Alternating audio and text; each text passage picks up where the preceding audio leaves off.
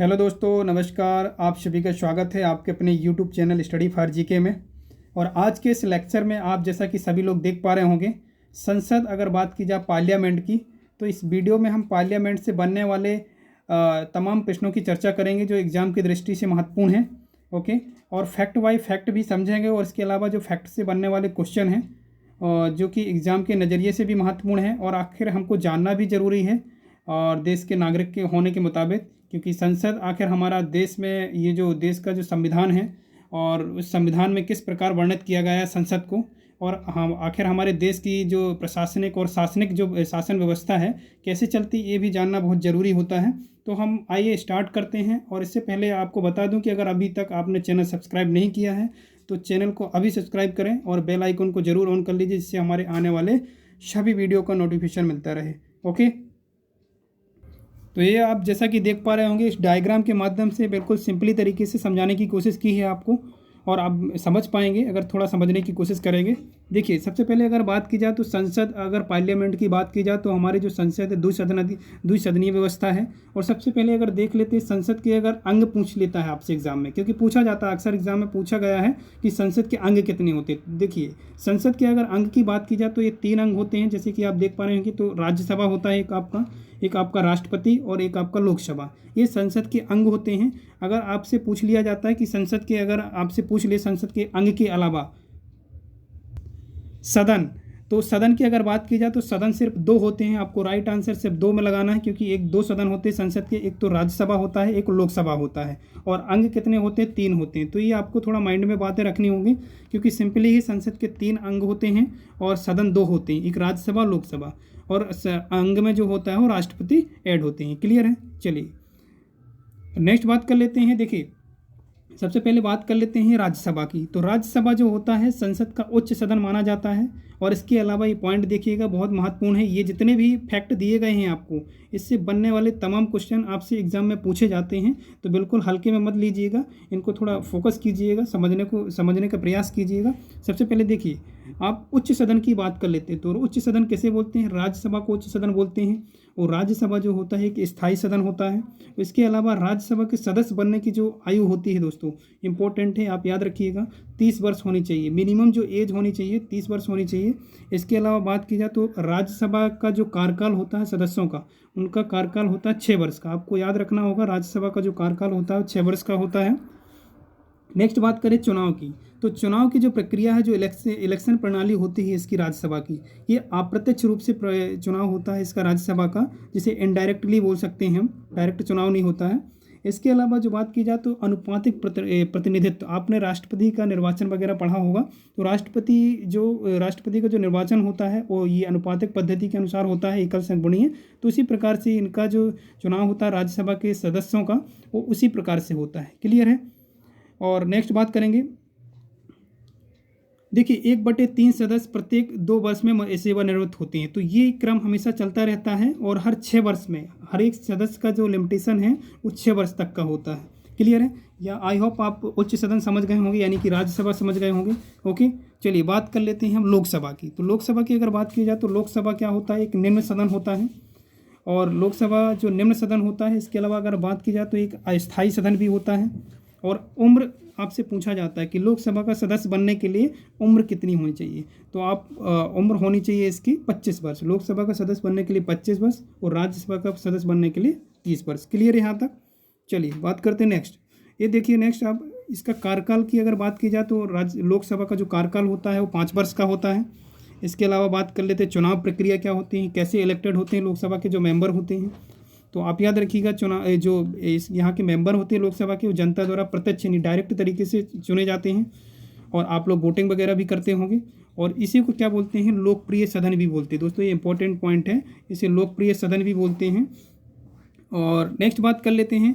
देखिए, सबसे पहले तो आप देखिए कि संसद जो है एक संवैधानिक व्यवस्था है, और संविधान में इसका कहीं ना कहीं वर्णन है। तो सबसे पहले हम ये समझ लेते हैं कि संविधान में कहाँ पर वर्णन है।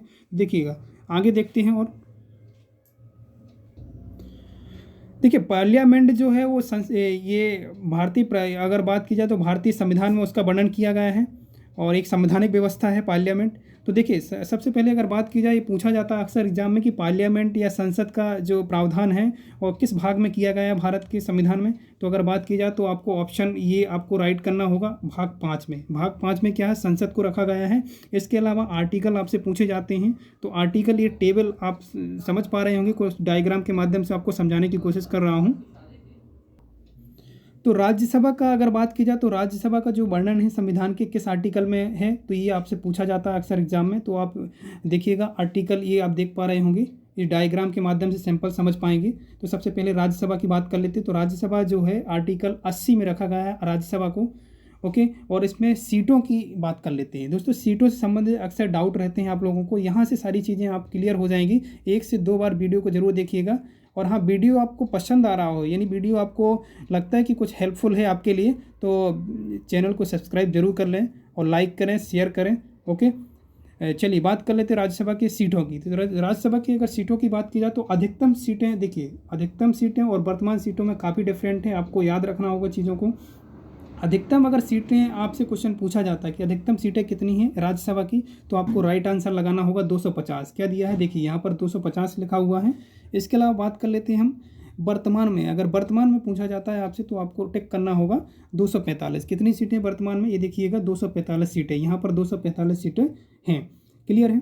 चलिए अब बात कर लेते हैं 250 सीटों का वर्णन। देखिए 250 जो सीटें हैं उसमें से राज्यसभा में 12 जो सदस्य होते हैं, 12 जो मेंबर्स होते हैं, उनको कौन मनोनीत करता है, राष्ट्रपति मनोनीत करता है। ओके, और इसके अलावा बात की जाए तो 238 जो मेंबर होते हैं राज्यसभा की, वो इलेक्टेड किए जाते हैं। क्लियर है।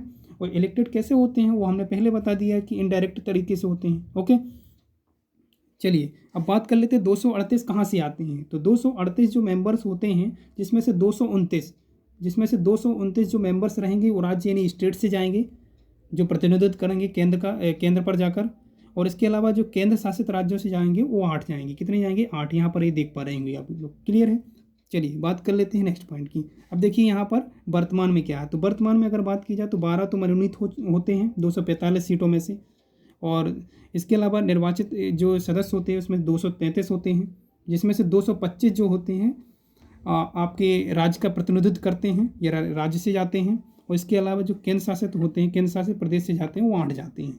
अब वो केंद्र शासित प्रदेश से कौन कौन से जाते हैं ये देखिएगा। एक तो दिल्ली होता है, दिल्ली केंद्र शासित यानी यूनिटरी स्टेट है। तो इसके अलावा बात की जाए तो दिल्ली जो होता है 3 यहाँ से भेजता है राज्यसभा के मेंबर। इसके अलावा पौंडुचेरी की अगर बात की जाए तो पौंडुचेरी से 1, जम्मू कश्मीर से 4 जाते हैं। ओके, तो आई होप यहाँ तक समझ पाए होंगे। चलिए बात कर लेते हैं हम लोकसभा की।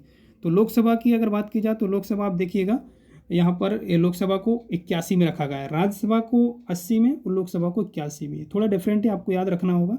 इसके अलावा बात कर लेते हैं लोकसभा की, ये पॉइंटों की बहुत महत्वपूर्ण है। आपसे पूछा जाता है कि अक्सर लोकसभा में अधिकतम सीटें कितनी हैं, अधिकतम सदस्य संख्या कितनी है। तो देखिएगा 552 राइट आंसर रहेगा। देखिए आप यहाँ पर 552 अधिकतम सदस्य संख्या है लोकसभा में। और इसके अलावा बात कर लेते हैं 552 में कहाँ से कहाँ कितने नियुक्त किए जाते हैं, ये भी देख लीजिए आप यहाँ पर। देखिए 550 जो होते हैं वो निर्वाचित हो सकते हैं। और इसके अलावा जो होते हैं 2 जो सदस्य होते हैं वो मनोनीत किए जाते हैं। किसके द्वारा मनोनीत किए जाते हैं, भारत के प्रेसिडेंट द्वारा। ओके, जो कि एंग्लो इंडियन होते हैं। जो 2 सदस्य को मनोनीत कर सकता है राष्ट्रपति, वो कौन से होने चाहिए, एंग्लो इंडियन होने चाहिए। ओके, अब 550 सदस्यों का यहाँ पर विवरण देखते हैं हम। देखिए यहाँ पर डिटेल दी गई 550 सदस्यों की। तो जो 550 में से 530 सदस्य होते हैं वो कहाँ से लिए जाते हैं, राज्य से। कहाँ से, राज्य से।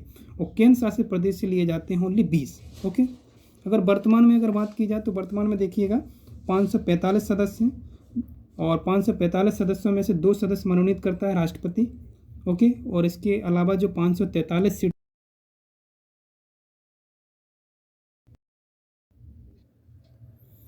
तो 543 जो मेंबर ये सीटें हैं, इन पर चुनाव होता है, इलेक्शन होता है, जिनमें से 524 जो सीटें होती हैं वो राज्य की होती हैं, यानी राज्यों से जाते हैं मेंबर्स जो होते हैं लोकसभा में।